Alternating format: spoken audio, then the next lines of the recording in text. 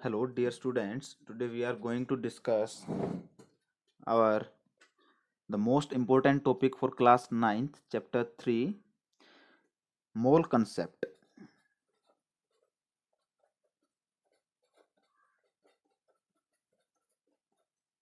मोल concept आपकी class ninth, class 11th और class 12th तीनों ही क्लासेस के लिए इम्पोर्टेंट है और बहुत ही अच्छा टॉपिक है।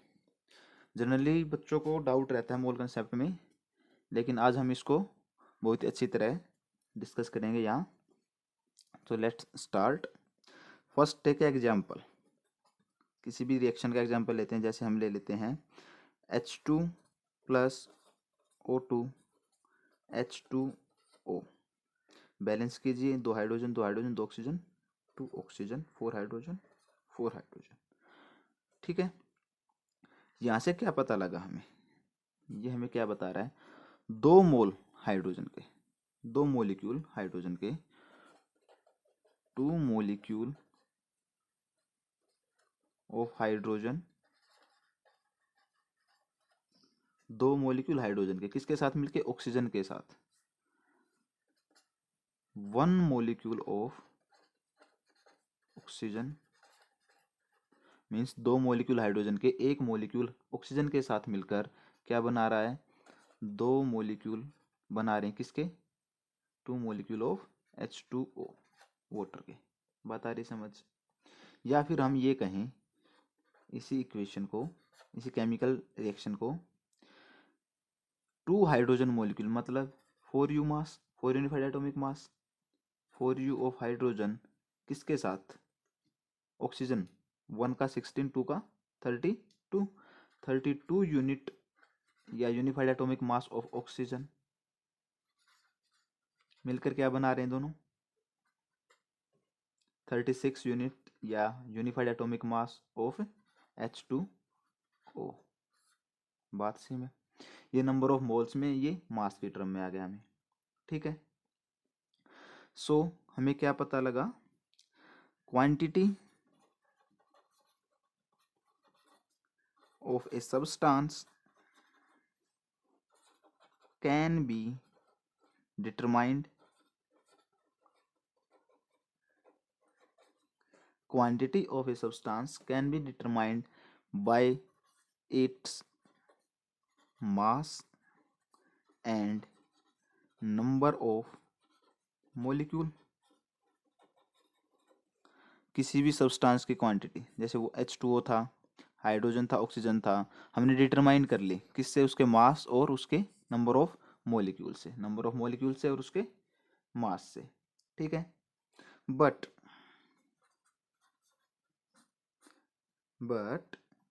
a chemical equation indicate directly the number of atoms और molecule। लेकिन कोई भी केमिकल इक्वेशन है वो उसके नंबर ऑफ एटम्स या मोलिक्यूल को इंडिकेट करता है, जो भी किसी केमिकल इक्वेशन में पार्ट लेता है। So a chemical equation indicate directly the number of, किसका? एटम्स का एंड मोलिक्यूल्स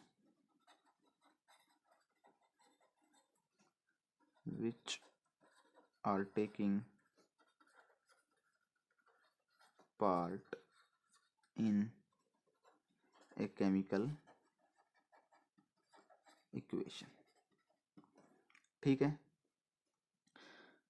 तो अब quantity of substance, quantity of substance को हम मास की टर्म में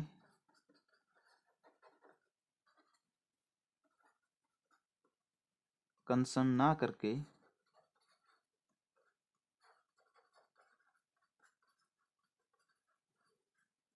ठीक है, अब क्वांटिटी ऑफ सब्सटेंस को हम मास की टर्म में कंसर्न ना करके एटम्स या मॉलिक्यूल की टर्म में कंसर्न करेंगे। एटम या मॉलिक्यूल की टर्म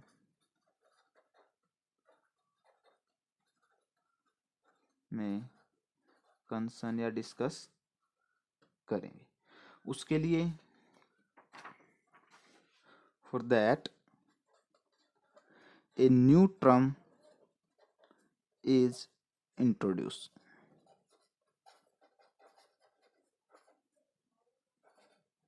ठीक है, उसके लिए एक न्यू टर्म इंट्रोड्यूस की गई जो क्या थी आपकी मोल। ठीक है, सो यहाँ से आपकी मोल की कहानी स्टार्ट होती है। सो वन मोल, मोल की डेफिनेशन लिखें तो क्या होगी, one mole of an species, species means आपका एटम भी हो सकता है, मोलिक्यूल भी हो सकता है, आयन भी हो सकता है, और कोई पार्टिकल भी हो सकता है। ठीक है, एटम भी, मोलिक्यूल, आयन और पार्टिकल, स्पीसीज के अंदर आपका एटम, मोलिक्यूल, आयन और पार्टिकल कुछ भी हो सकता है। ठीक है, is that quantity, is that quantity in numbers, in numbers having a mass equal to its atomic or molecule, atomic or molecular mass in grams। ठीक है, अब इस टर्म को देखते हैं। तो इसने क्या, वन मोल ऑफ स्पीसीज, किसी भी स्पीसीज का एक मोल, आपके स्पीसीज एटम है, मोलिक्यूल है, आयन है या पार्टिकल है, इज दैट, वो क्या है, क्वांटिटी इन नंबर, क्या है, क्वांटिटी इन नंबर। तो आपकी क्वांटिटी इन नंबर से ये मेंशन कर रहा है, जो कि आपका क्वांटिटी नंबर क्या होगा, आपका एक एक्सपेरिमेंटली नंबर निकाला गया जो था आपका एवोगैड्रो नंबर, एवोगैड्रो नंबर, और इसको कहते हैं एवोगैड्रो कांस्टेंट।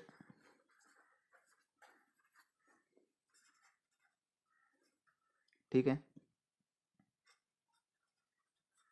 कांस्टेंट डिनोट करते हैं एन नॉट।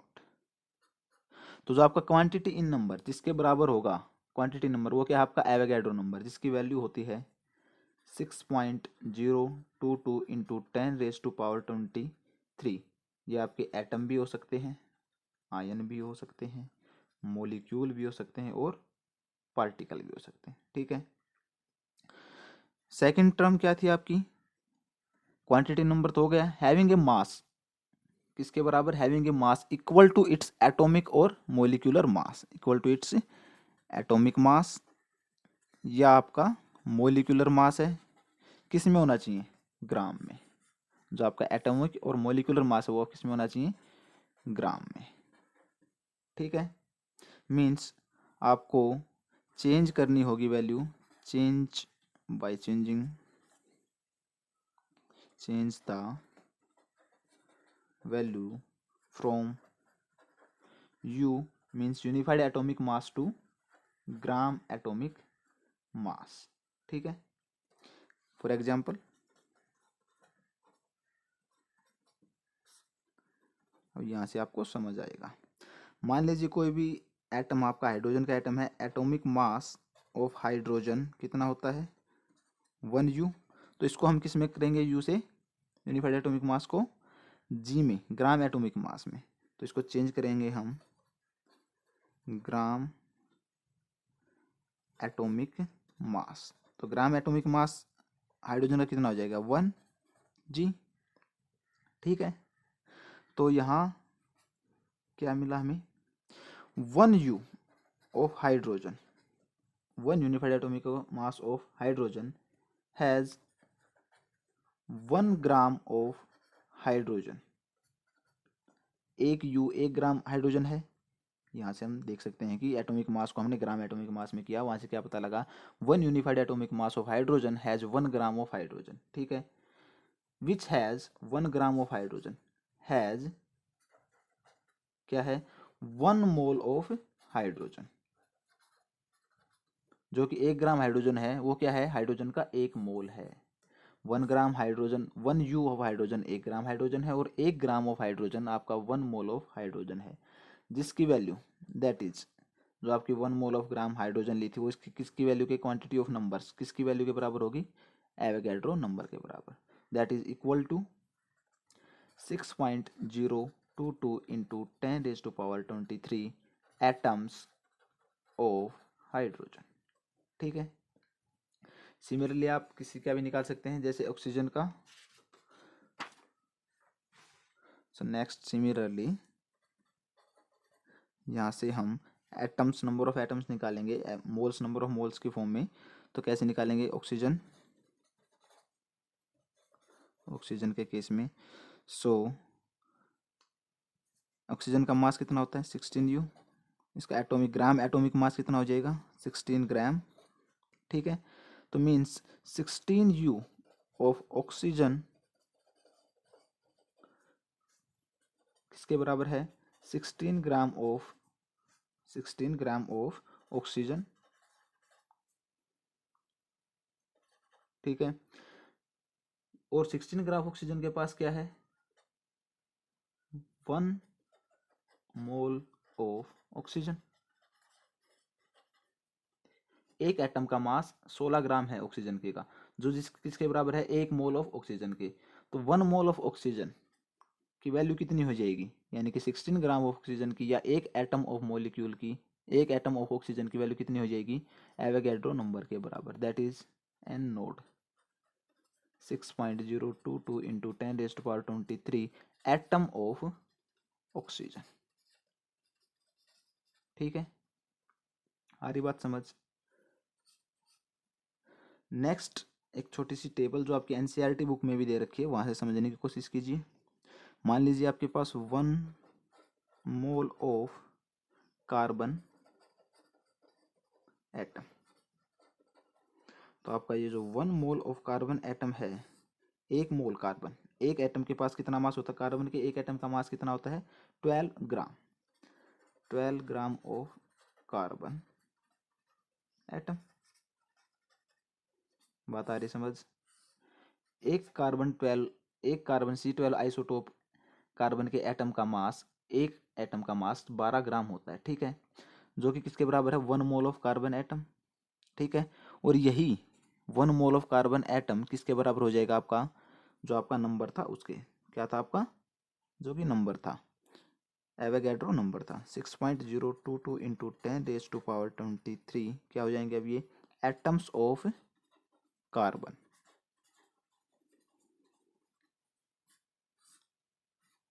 जैसा कि ऊपर किया है वैसा ही यही है, 1 मोल ऑफ कार्बन एटम, यहाँ पे 1 mole of oxygen, 1 mole of oxygen atom किसके बराबर था 6.022 एटम ऑफ ऑक्सीजन, यहाँ पे एटम ऑफ कार्बन। ठीक है। 16 ग्राम था, 12 ग्राम था। आ रही बात समझ। अगर बात करें किसकी, 1 mole of molecule, 1 mole of molecule, तो ये क्या होगा, molecular mass of, molecular mass आपका किसमें, ग्राम में, मोलिकुलर मास इन ग्राम। ये कंडीशन है आपकी कि जो आपका मोलिकुलर मास होना चाहिए वो आपका, या एटॉमिक मास होना चाहिए किसमें होना चाहिए, ग्राम में। ठीक है।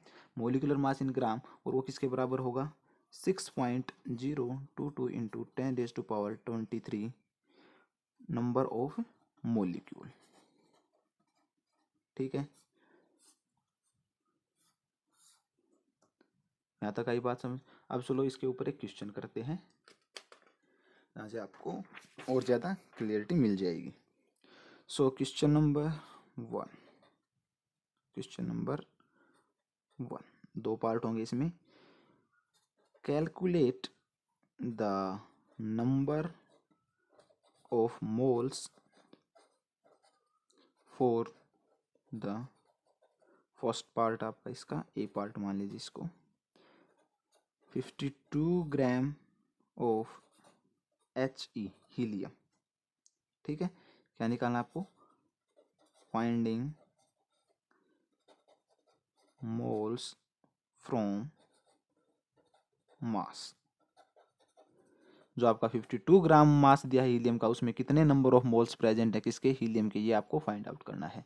आपका दूसरा जो क्वेश्चन है वो है B part, 12.044 into 10⁻23 numbers of helium atom. इसमें क्या फाइंड आउट करना है आपको, find mole from number of particle.